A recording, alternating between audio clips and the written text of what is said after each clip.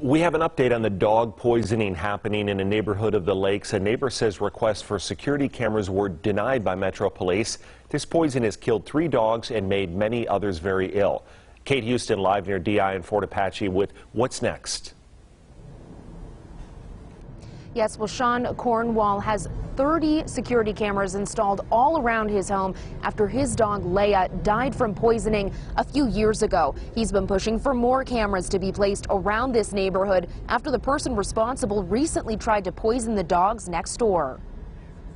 Sean Cornwall says someone has been throwing these balls of meat over his neighbor's fences for 7 years. It's sorghum grain seed soaked in strychnine, a highly toxic pesticide, wrapped in ground beef. Cornwall says the Metro department that authorizes the security cameras said there were none available. Despite these poisonings told to Cornwall and 8 News Now to be a top priority, Cornwall says he hasn't seen any action indicating this. He wants something to be done before another dog or potentially a child ingests the poison. Until it happens to you in your backyard, you don't really fully understand what it feels like, the violation of somebody taking a life of one of your family members that has no way to protect themselves. In a statement from police, it states in part the case is under investigation. They have to look at the circumstances and the effectiveness of putting up surveillance. Metro says they also must consider other crimes happening and only have certain amounts of equipment.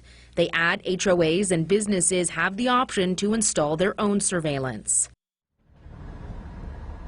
Back out live, Cornwall is now taking matters into his own hands, partnering with some animal rights groups to develop some new methods to hopefully catch the person who's responsible for this. Now, they are raising some money through a GoFundMe, and that's to keep the reward separate. That reward is $10,000. Reporting live near Fort Apache and Desert Inn, Kate Houston, live local now.